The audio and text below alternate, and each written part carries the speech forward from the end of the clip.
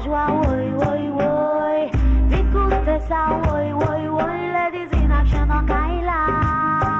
Yeah. Alors, concernant l'argent, Olivier, qu'est-ce qui attire l'argent et qu'est-ce qui le repousse? En fait, l'argent va aller vers l'énergie, vers des... Alors, on va parler d'états psychologiques. Par exemple, si je suis comme ça, complètement abattu, fatigué, etc., est-ce que vous avez envie de me donner de l'argent? Non, pas trop. Plutôt un lit. Et si vous trouvez comme ça, ouais, j'ai un super projet, voilà, j'ai le plan, ça a été fait, on a vraiment testé, etc., j'ai des gens qui me soutiennent, etc., vous allez plus avoir envie de me donner de l'argent. D'ailleurs, c'est rigolo parce que quand j'ai habité Paris, je me rappelle d'une personne qui est arrivée dans le métro. Bonjour, mesdames et messieurs, comment vous allez, etc., etc. Et lui, il avait toujours plein d'argent. Et les autres, ils disaient oui, je m'appelle un tel, voilà. j'ai ça, là, ils n'avaient rien. J'ai rien à manger, ma femme est malade, mes Voilà, enfants... voilà. Donc lui, ouais, on entend plein comme ça, etc. Alors, même, je l'avais vu une seconde fois, ce gars-là. Et puis, ouais, bonjour, bonjour, bonjour. Puis il avait commencé à parler avec deux filles, puis il était descendu avec les deux filles. Donc, il n'avait pas besoin d'argent. Il avait deux filles. Mais bon, voilà, mais on a envie d'aller vers quelqu'un qui dégage une énergie d'enthousiasme, de joie, et de gaieté, de créativité, etc., etc. Et donc, c'est ça qui va attirer l'argent. C'est plus dans une dynamique de construction, de donner, de partager, de rayonner, que dans une dynamique de oui, j'ai vraiment besoin, sinon je ne vais pas m'en sortir, etc. Je dirais que l'état d'esprit dans lequel une personne est, l'état psychologique, est déterminant pour, je dirais, la suite. Si vous voulez savoir le résultat que vous allez avoir dans 2 jours, dans 1 mois, etc., ou dans 3 mois, regardez dans quel état vous êtes maintenant. Donc, effectivement, accepter, prendre du recul, voir le beau côté de la vie va me permettre d'être dans un état d'esprit beaucoup plus créatif et générateur de belles synchronicités, pour reprendre encore ce mot. Alors, toujours sur l'argent, vous dites quel rôle jouez-vous avec l'argent dans votre vie? Ou peut-être est-ce que plutôt l'argent qui joue son jeu avec vous? Oui, il y a une autre phrase que j'aime bien, c'est pas vous qui avez besoin d'argent, c'est l'argent qui a besoin de vous. Ah, ça c'est chouette! Mais en fait, il faut voir qu'aujourd'hui, on est dans un monde où l'argent, le pouvoir financier a un énorme pouvoir. Ah, oui. D'ailleurs, on nous parle de crise. La crise devient réelle parce que tout le monde se persuade que c'est une crise, mais à la base, c'est quoi? C'est des banquiers qui ont joué avec l'argent. Voilà, et puis c'est aussi des États qui doivent emprunter l'argent qu'ils fabriquent directement à des banques à des taux de 14%. Donc il y a quelque chose qui ne tourne pas vraiment rond. Mais c'est vrai qu'on a l'impression en plus de ça que l'argent est rare, alors qu'on pourrait en avoir autant qu'on veut. Hein. Il suffirait juste de le débloquer, que ça soit plus dans le flux, etc. Et que par contre, les matières premières ou la qualité de l'air, etc., c'est abondant, on peut faire ce qu'on veut, alors qu'au contraire, c'est rare. Bien sûr. Donc c'est en ça que ce monde tourne un peu à l'envers, je dirais. Et donc par rapport à l'argent, on a le sentiment que sans argent, le simple mot gagner ma vie, il faut que je gagne ma vie. C'est-à-dire que si je n'ai pas d'argent, je ne peux pas vivre.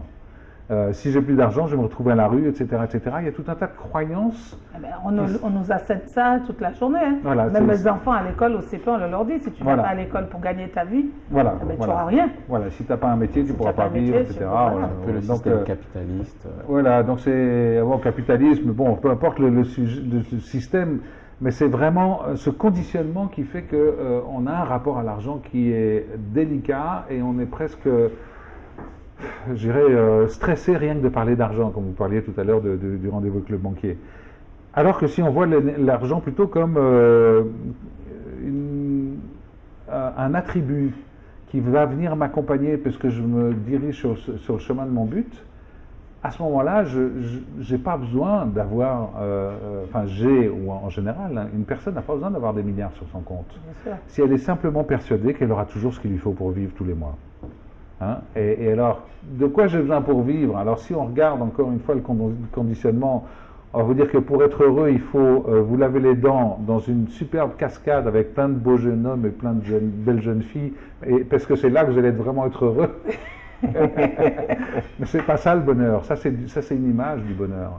Le véritable bonheur, c'est plus profond, on n'a besoin de rien, c'est pas des plaisirs compulsifs, c'est vraiment quelque chose qui se cultive tout à l'heure, en tout cas qui se nourrit, parce que si j'ai de l'estime pour moi et si j'ai de la confiance en moi, forcément je vais voir la vie avec un certain plaisir et un certain recul.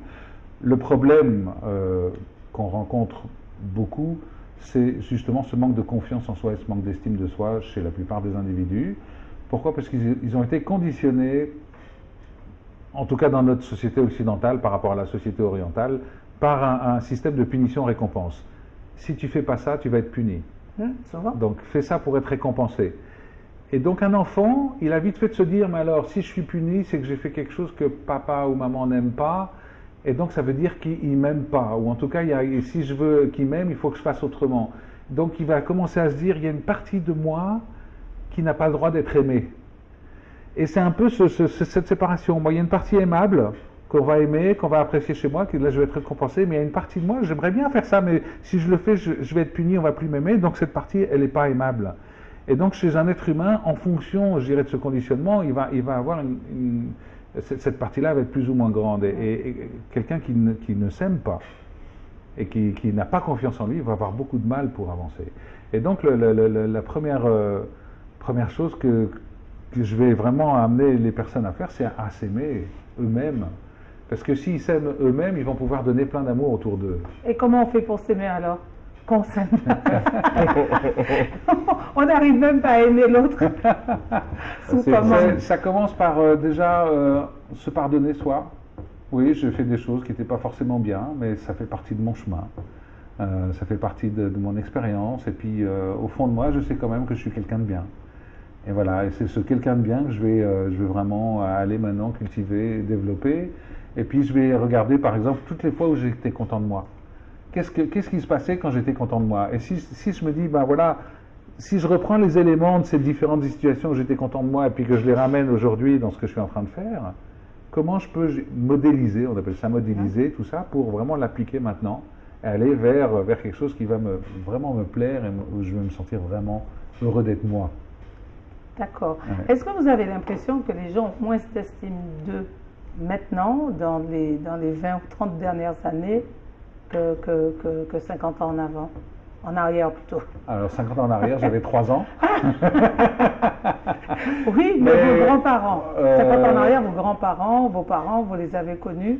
Est-ce que les gens avaient pas plus d'estime d'eux-mêmes? Je dirais la civilisation judéo-chrétienne voudrait qu'on soit coupable. Coupable, j'ai péché, etc. Je suis coupable. Donc ça c'est un peu un sentiment qui est sous-jacent. Mais j'ai le sentiment qu'avec toutes ces paillettes et ces miroirs aux alouettes qu'on voit dans la télé, où on a l'impression que pour être heureux, il faut faire comme les stars, comme les gens qui ont un beau sourire blanc, etc.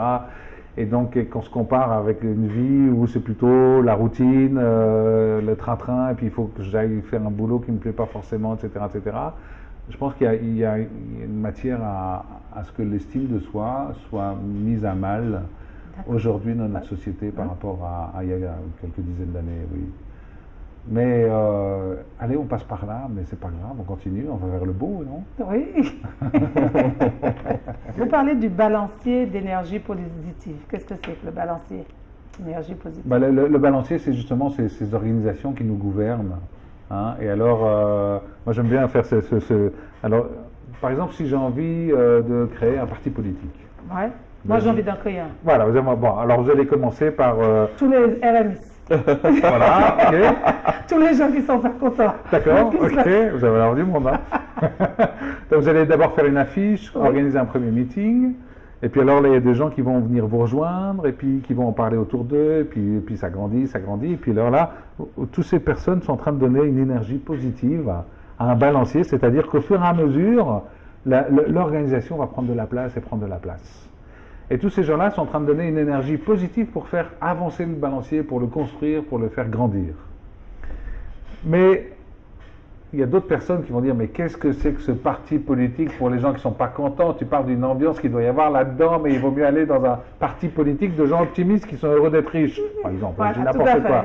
Donc ces gens-là, en critiquant, ils vont aussi vous donner une énergie, mais dans le sens inverse. Ah, okay. Mais qui va tout aussi faire grandir le parti politique, parce que toute cette énergie qu'ils vont donner à aller contre, ça va le nourrir. Alors ça, donc on peut prendre un exemple, mais vraiment concret en parlant de parti politique, c'est Jean-Marie Le Pen. Ouais. Quand il a commencé avec le Front National, on a dit oui, qu'est-ce que c'est que ça devrait être interdit, etc., etc. On a commencé on n'en veut plus sur nos télés, etc., etc. Et on a tellement nourri et fait de la pub quelque part à ce parti politique qu'il a battu Jospin au premier tour. Et bien. Et voilà, et il y a eu la même chose qui s'est passée au Canada il n'y a pas longtemps. Il y avait un Premier ministre dont personne ne voulait, mais voilà, il y a eu tellement d'opposants qu'il est repassé pour un second mandat, tranquillement. Donc, critiquer quelque chose, c'est le nourrir. C'est en ça que... Donc, c'est pour ça que je ne vais pas me perdre du temps, et donc c'est aussi ce que recommande Transurfing. Ne perdons pas du temps à nous battre contre ce qui existe, parce que ce que j'ai dit tout à l'heure, on va y laisser énormément d'énergie. Et c'est pas pour ça que ça fera avancer. C'est un peu le pot de fer contre le pot de terre. Là. Par contre, voilà, il est là. Moi, je vais contourner, je vais faire un truc à ma sauce, et puis je vais avancer de mon côté. Je n'ai même pas à rentrer en lutte avec lui, mais par contre, je construis. Bien sûr. Voilà, c'est vraiment ça. Et je vais construire un balancier, parce que, par exemple, ce que je fais avec Transurfing, je vous en parle, il y a des gens qui vont venir au séminaire et tout, c'est un balancier qui grandit. La seule différence, je dirais, c'est qu'il est plutôt là pour donner l'autonomie à l'être humain, plutôt que pour le garder et l'exploiter. Mais vous avez des gens qui vont dire, mais c'est quoi ce truc Transurfing, c'est n'importe quoi, c'est une secte ou je ne sais quoi. Bien sûr. Et donc, eux, ben voilà, ça sera leur vision, mais acceptons que tout le monde a des visions différentes, et puis que, voilà, s'ils voient ça comme ça, ils le voient comme ça. Mais en disant ça, ils vont quand même nourrir dans leur réalité le balancier.